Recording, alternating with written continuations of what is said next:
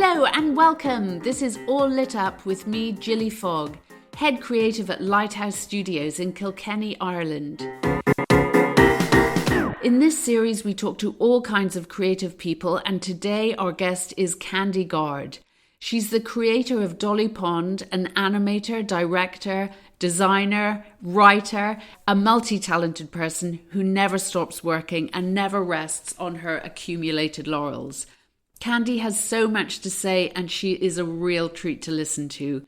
And she was generous enough to be the subject of a quiz, a feature of this podcast that we have never since repeated. So thank you, Candy. And if you're ready, let's get all lit up. Hello, Candy. Hello, Gilly. It's so nice to talk to you again, and we're delighted to have you here because you are already a friend of Lighthouse, having been to the Kilkenny Animated Festival way back in 2019. I am. You interviewed me and I went to lots of nice bars. Yeah, it's always a good time at Kilkenny Animated, and I hope you'll come again. I'm just going to give a little rundown of the many things you have packed into your life so far. In the 1980s, you made many short films for Channel 4, for MTV and BBC. And this was followed by Pond Life, which I loved so much, a fabulous animated series on Channel 4, following the life of our highly neurotic heroine, Dolly Pond. And that won many awards and accolades, including Best Animated Series in Annecy in 1997. That must have been an incredible honour and event. It was kind of a bit of a shock, really, because we made the series in a bit of not a vacuum, but we were just left to our own devices. I wrote the scripts. There was very little interference from Channel 4. And then suddenly we launched the series on the world. And the response was absolutely unbelievable. In fact, I wish I could go back and enjoy it more because there were so many things happening. Annecy was very exciting. There were lots of award ceremonies, interviews on the telly, interviews on the radio. So it was kind of quite a surprise, but a lovely surprise. I think Dolly probably broke through at a time when there weren't female characters like her on TV at all. There still aren't. There's honestly, there's still. I've got a bee in my bonnet. I had a bee in my bonnet. I mean, I wanted to do something like Pond Life for ages, and then I finally did it. And now I feel like I want to do it again because I still feel that there's a hole for those kind of female voices. Your characters are at the same time really unlikable, but also really relatable. It's like, oh my God, that's me.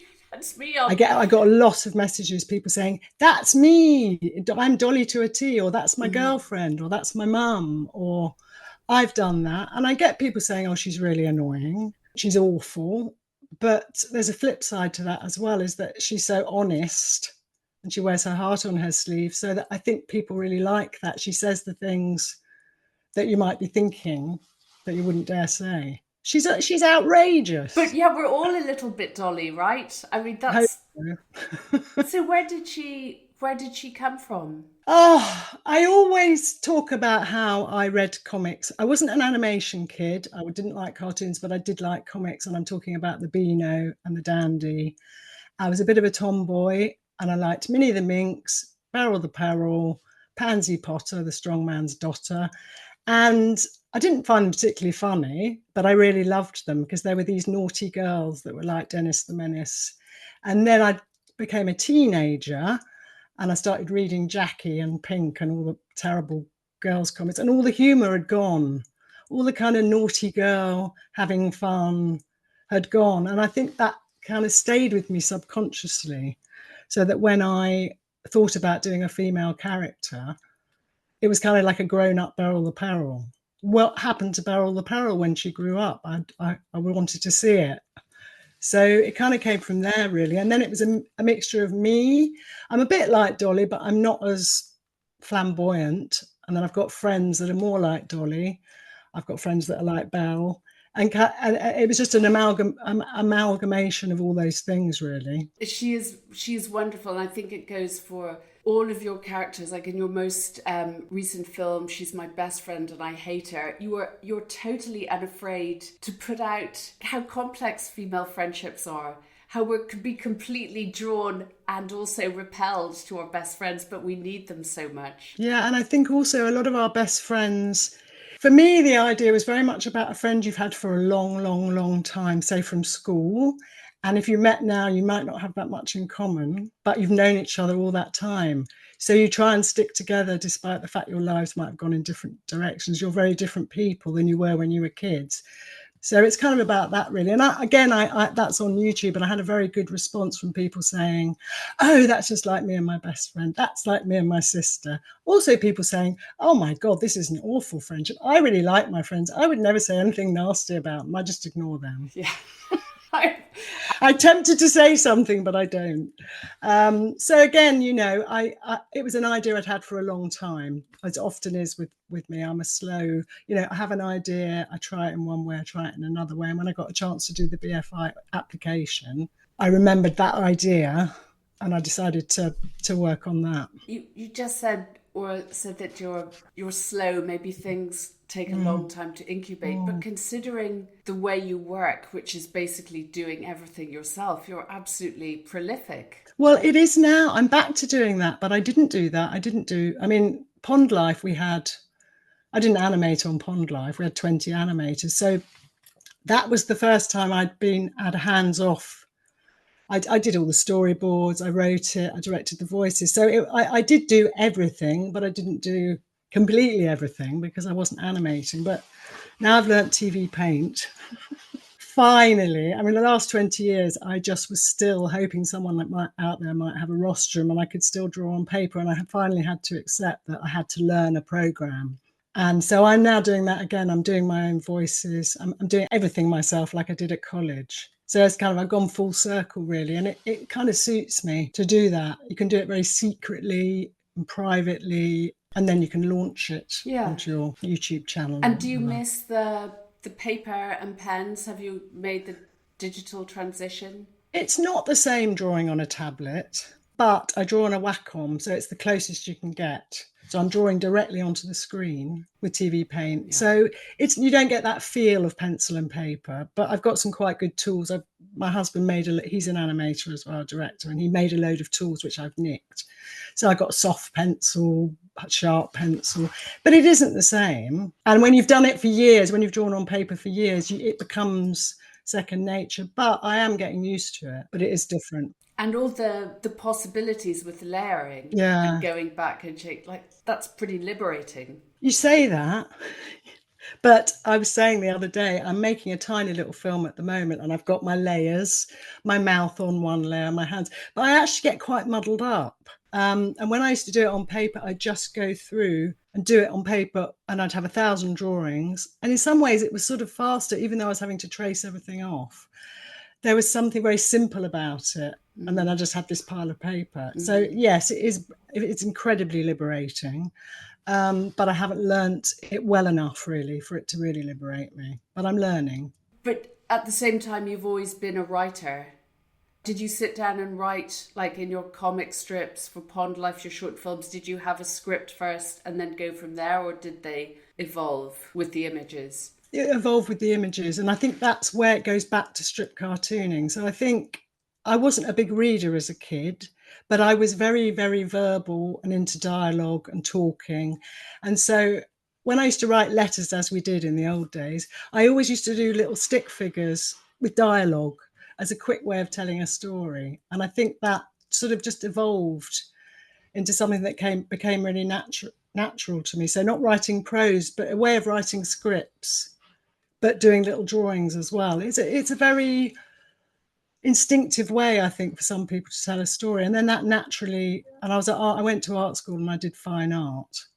And you mentioned in your questions about, was there a moment where you were inspired to do animation? It wasn't so much there was a moment I was inspired to do animation. There was a moment on a fine art course where everyone else was painting and sculpting. I'd gone there to do photography and I was doing these tiny little cartoons and they were a bit worried because they didn't look like fine art. And they said, why don't you blow them up wall size? I just thought, but I just want to tell little stories. And then one of the tutors said, have you thought of trying animation?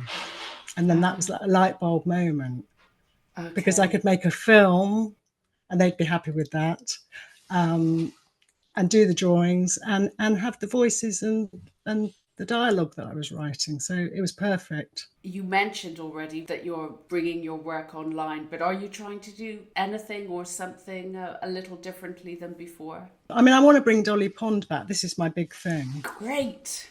I'm thinking the best way, and this is what everyone tells me, is to make something. So I think to try and get something off the ground with just an idea. Now I've got the facilities to actually make something, so that's what I'm doing at the moment. So I've gotten the Sarah, who voiced Dolly. It's called Dolly Midlife, and it's basically Dolly, menopausal Dolly. And who better to have the menopause than Dolly, because she doesn't give a monkeys. It's not even going to bother her, but that's her stage of her life she's in. And actually, someone asked me a question the other day on my YouTube channel. I was so pleased. He said, is Dolly going to come back older? Did she marry Nobby? Did she have children? Did Mrs. Allright leave her shop? And I said, you're asking all the right questions, because these are the things that I'm doing in my little pilot. These are the questions that I'm answering. So I'm putting her in this new life where nothing much has changed, but she's older. And I think we all feel when we get older that nothing much has changed, except we're older.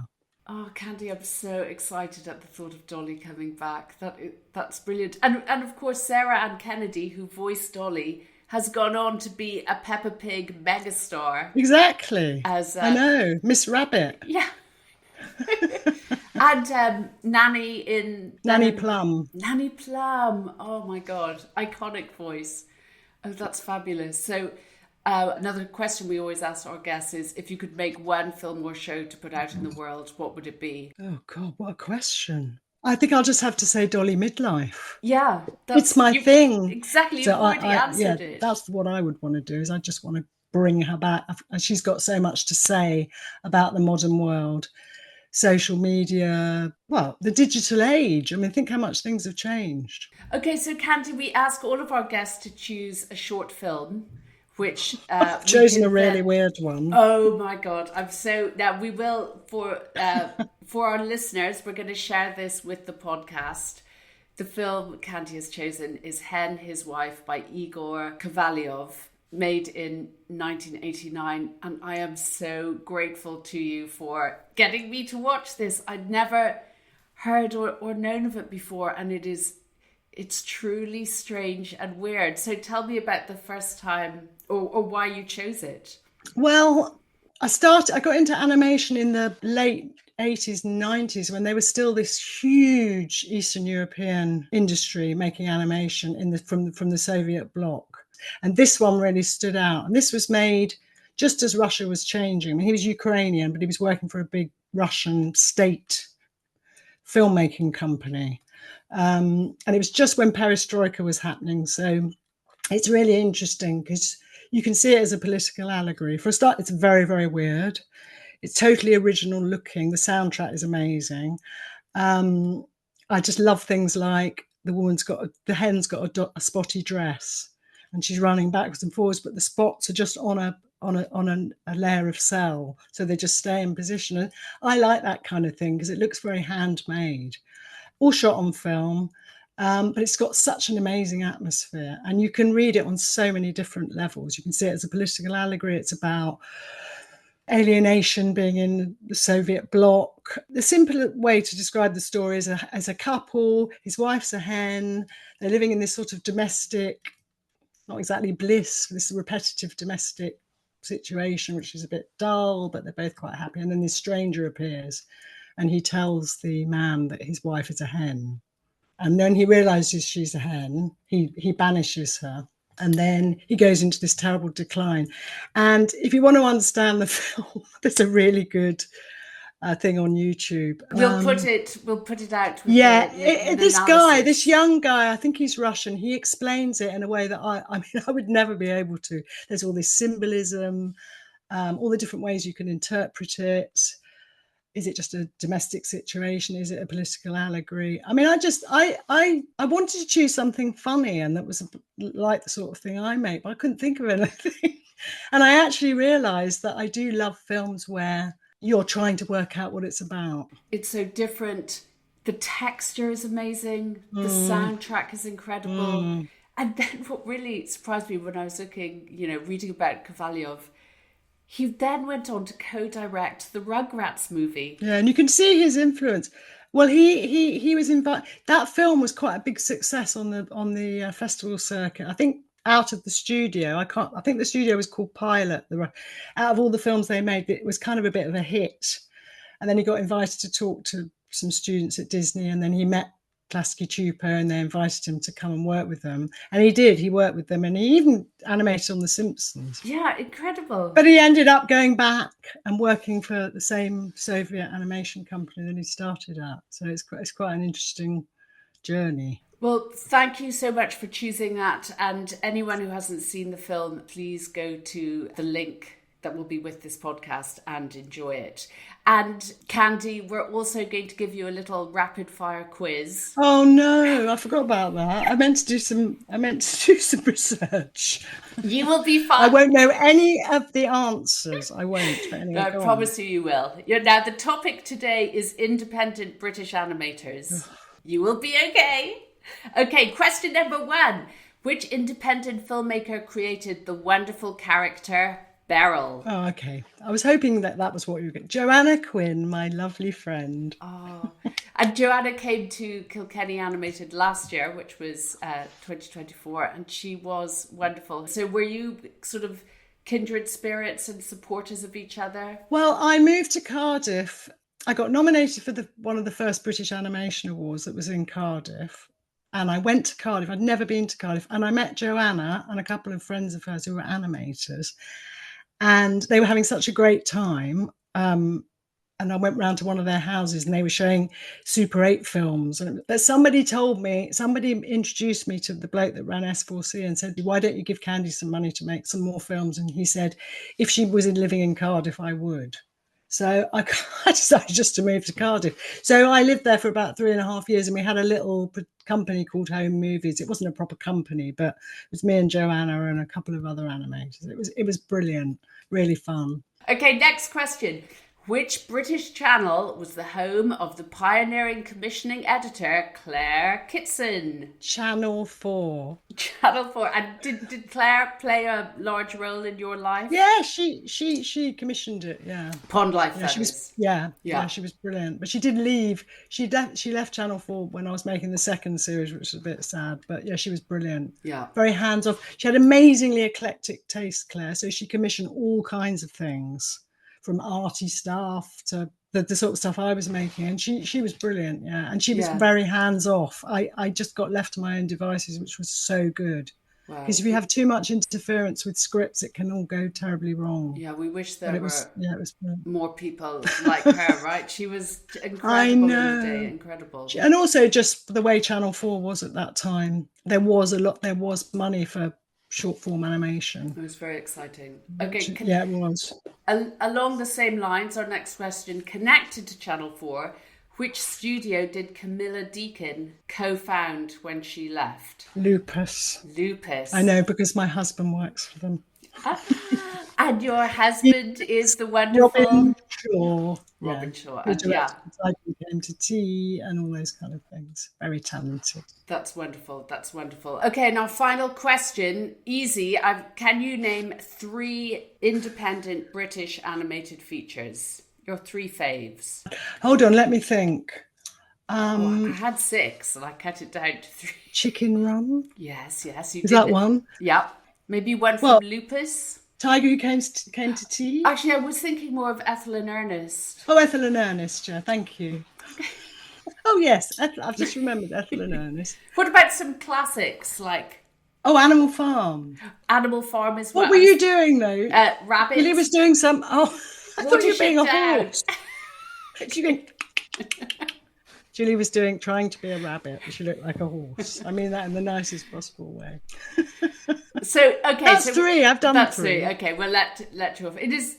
Oh, Candy, it's been so nice to talk to you. And I really am so excited about Midlife Dolly. Oh, me too. I'm doing it at the moment and I'm going to put it on when I finish this call. And can you tell our listeners all about your YouTube channels or anywhere they can follow your work? I want to tell them that. So it's Dolly Pond's Fantastic Lifestyle channel. Excellent. Everyone go there and you can't watch. change the name because I've got 10,000 subscribers now. And apparently if you change the name, it all gets complicated. So that's what it's going to be called now. That's a great name. It's a fantastic name. So why not? Thank you. Thank you so much. Thanks, Gilly. Well, I certainly can't wait to see a menopausal Dolly Pond on screen. Thank you so much to Candy for being our guest. And thanks so much to you for listening. This podcast would be nothing without an audience. Until next time, when we get all lit up, goodbye.